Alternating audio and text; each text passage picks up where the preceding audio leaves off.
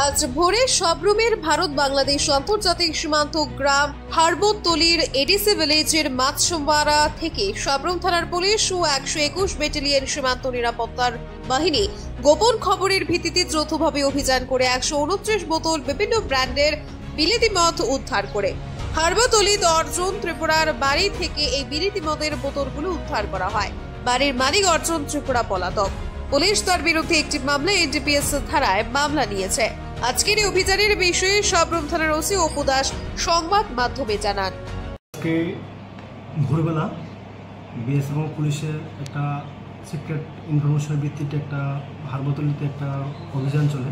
সেই অভিযানের ভিত্তিতে আমরা একটা বাড়ি থেকে প্রায় 129 বোতল ফরেন লিকার সিজ করি এবং সিজ করার সময় ঘর লক করা ছিল।